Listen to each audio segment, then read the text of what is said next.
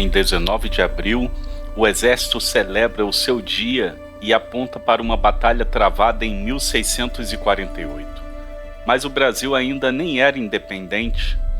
A Marinha já existia como força do novo Estado em 1822. E a Força Aérea Brasileira só recebeu esse nome em 1941. Então, afinal, quando nasceram as Forças Armadas do Brasil? Em Guararapes, na Independência ou no século XX? A resposta mais honesta é que estamos procurando um único aniversário para instituições que nasceram em tempos diferentes, e essa diferença conta uma história muito maior do que qualquer data isolada.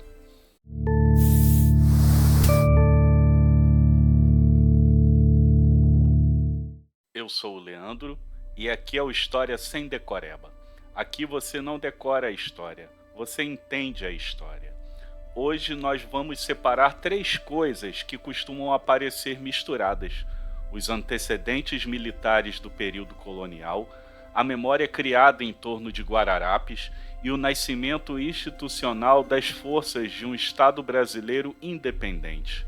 No final, eu vou propor um veredito, não uma data mágica, mas uma linha do tempo capaz de explicar de onde vieram o Exército, a Marinha e a Aeronáutica. Comecemos por uma distinção básica. Havia soldados, fortificações, navios e organizações militares na América Portuguesa muito antes de existir um país chamado Brasil. Isso não significa automaticamente que já existia um exército brasileiro. A administração colonial distribuía a defesa entre tropas pagas, também chamadas de primeira linha, corpos auxiliares e ordenanças locais. Essas fortificações obedeciam à coroa portuguesa, tinham estruturas variadas e dependiam das condições de cada capitania.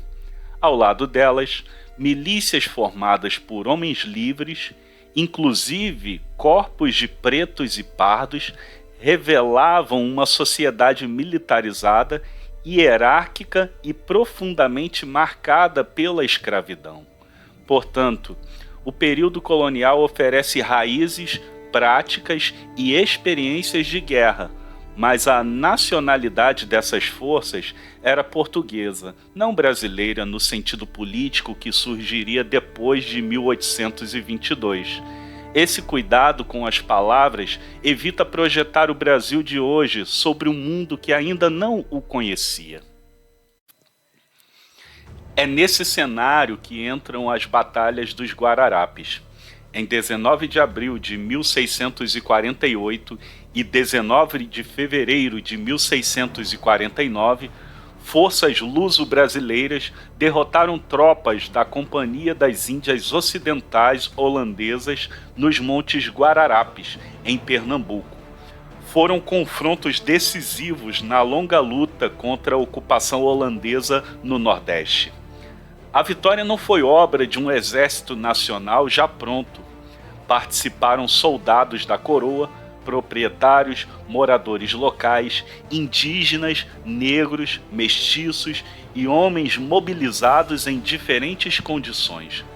Lideranças como Francisco Barreto de Menezes, João Fernandes Vieira, André Vidal de Negreiros, Henrique Dias e Felipe Camarão passaram a representar essa convergência militar. Séculos depois, Guararapes ganhou um significado que ultrapassou o acontecimento. A batalha passou a ser apresentada como o momento em que grupos de origens diferentes teriam lutado juntos pela mesma terra, uma espécie de ensaio da nacionalidade e, por extensão, do exército. Essa interpretação tem grande força simbólica, mas precisa ser tratada como memória histórica. Ela seleciona elementos do passado, organiza personagens e produz um símbolo de unidade.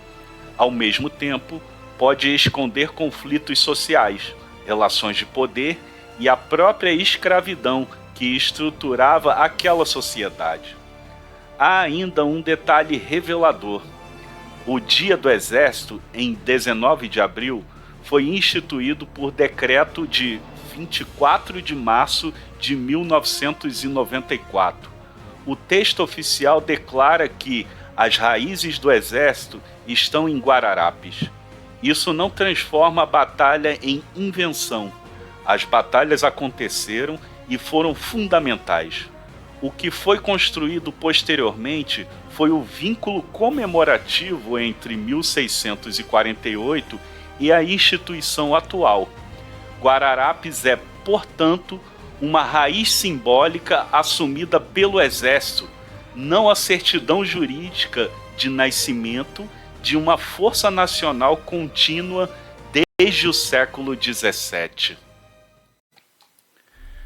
Um segundo movimento começa em 1808, com a transferência da corte portuguesa para o Rio de Janeiro. A sede do Império Português passa a funcionar na América e com ela chegam ou se reorganizam instituições militares. A Academia Real dos Guardas-Marinhas é transferida. A Brigada Real da Marinha é estabelecida no Brasil. Arsenais, hospitais e órgãos administrativos ganham importância. Em 1810, a Carta de Lei que cria a Academia Real Militar busca formar oficiais de artilharia e engenharia.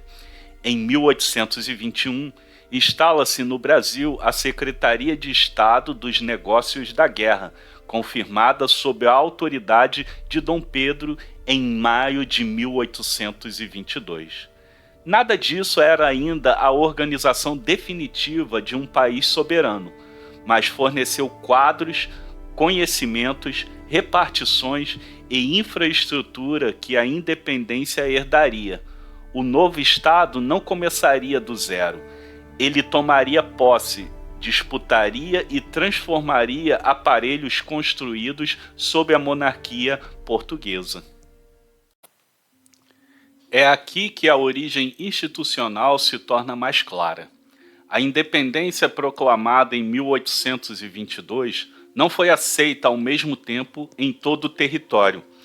Tropas fiéis a Lisboa permaneciam em províncias estratégicas, e o governo sediado no Rio precisava converter uma declaração política em autoridade real. Para isso, precisava de forças armadas próprias. Na Bahia, o conflito já mobilizava vilas, tropas, voluntários e redes de abastecimento. O governo instalado em Cachoeira organizou um exército que sitiou as forças portuguesas em Salvador. Entre os combatentes estavam soldados regulares, homens pobres, libertos e escravizados que buscaram na guerra caminhos possíveis para a liberdade, sem que isso eliminasse a ordem escravista. Em 2 de julho de 1823, as tropas portuguesas deixaram Salvador. A data celebrada pelos baianos lembra que a independência foi também combate, negociação, recrutamento e sacrifício. No Piauí, a Batalha do Genipapo, em março de 1823, mostrou uma mobilização local violenta e desigual. Maranhão e Pará também precisaram ser incorporados ao novo poder. No mar, o desafio era enorme: controlar portos, impedir reforços portugueses e ligar um território gigantesco. Em 28 de outubro de 1822, Luiz da Cunha Moreira foi nomeado ministro da Marinha. Em 14 de novembro, a primeira esquadra brasileira partiu para Montevidéu. Navios herdados ou adquiridos foram reunidos, tripulações foram recrutadas e oficiais estrangeiros, entre eles Thomas Cochrane, entraram a serviço do Império. A esquadra atuou na Bahia e pressionou a adesão do Maranhão e do Pará. Observe a diferença em relação a Guararapes.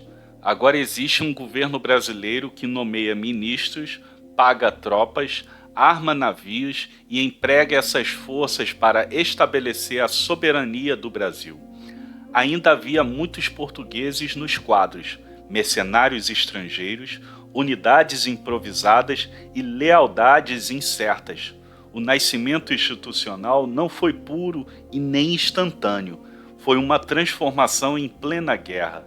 Mas é justamente entre 1822 e 1824 que tropas e navios deixam de servir formalmente à monarquia portuguesa e passam a servir ao Estado brasileiro. O documento decisivo aparece em 25 de março de 1824, a Constituição do Império. No capítulo sobre a força militar, o artigo 146 afirma que a força militar é permanente, de mar e terra.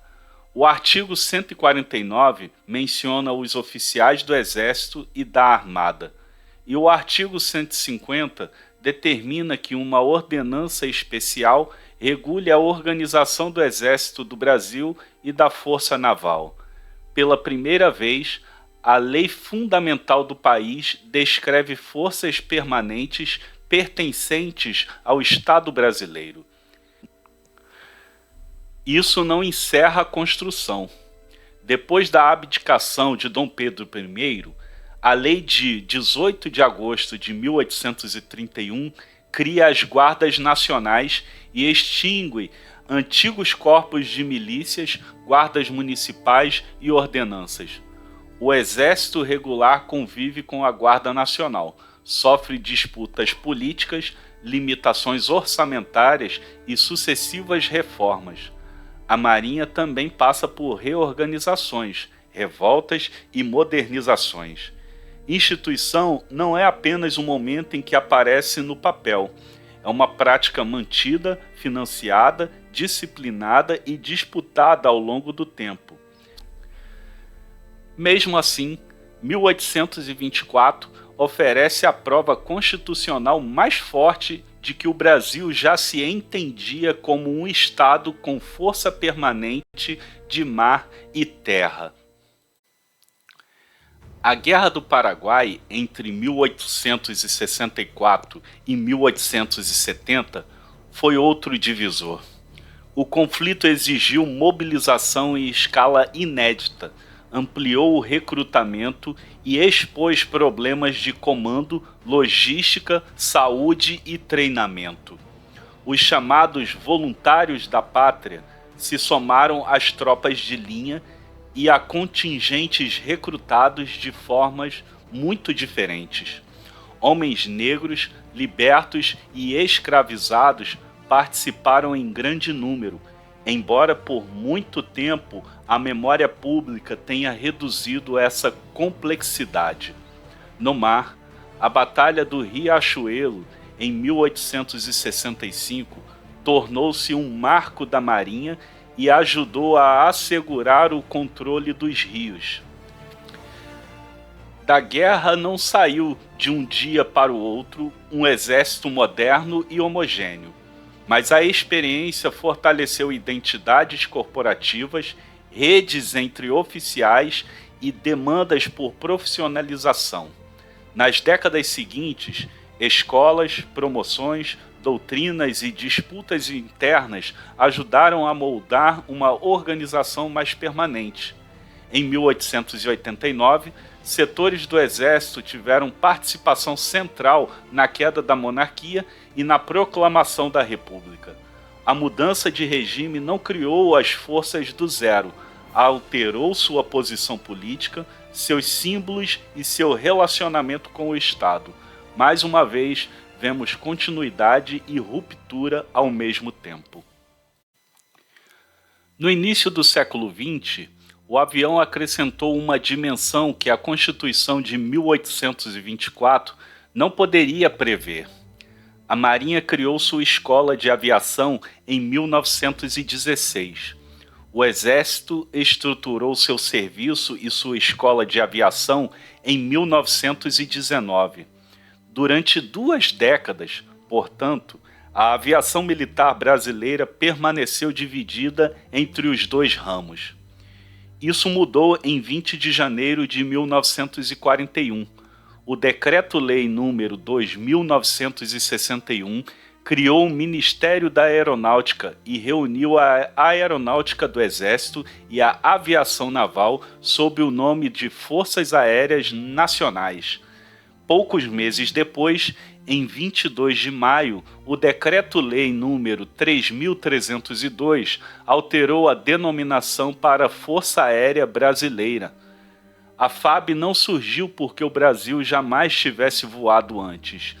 Surgiu da fusão e reorganização de estruturas que já existiam. Com isso, completa-se a tríade que reconhecemos hoje: Marinha, Exército e Aeronáutica. Na Segunda Guerra Mundial, o primeiro grupo de aviação de caça atuaria na campanha da Itália, tornando-se uma referência duradoura da nova força. Se a pergunta for quando nasceu a configuração atual das três forças, 1941 é a data mais convincente, mas ela não substitui 1822 nem 1824. Ela acrescenta a terceira instituição a uma estrutura militar muito mais antiga. A Constituição de 1988 enumera as Forças Armadas como Marinha, Exército e Aeronáutica. Em 1999, a criação do Ministério da Defesa reuniu a coordenação política e administrativa das três forças em uma pasta civil comum, substituindo os antigos ministérios militares por comandos. Essa reorganização ajuda a explicar por que hoje falamos com naturalidade em um conjunto único, mas a expressão coletiva não apaga as trajetórias diferentes. A Marinha e o Exército se formaram na crise da independência e foram remodelados durante o Império e a República. A FAB nasceu institucionalmente no século XX e cada força escolheu símbolos, patronos e aniversários para narrar sua própria continuidade. Então, quando nasceram as Forças Armadas do Brasil?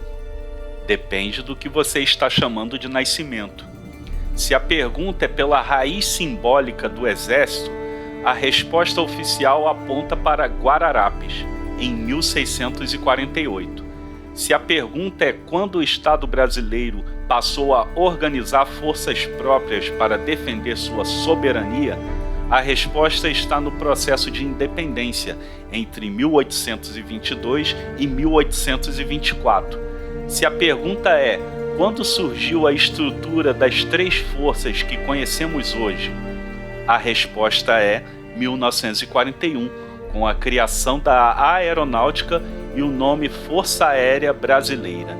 E se a pergunta é quando as três passaram a responder a um mesmo Ministério da Defesa, a resposta é 1999. Guararapes foi uma raiz simbólica. A independência transformou forças herdadas e improvisadas em instrumentos de um Estado soberano. O Império e a República consolidaram, reorganizaram e profissionalizaram essas instituições. Em 1941, completou a estrutura das três forças com a FAB. Não houve um nascimento em um único dia.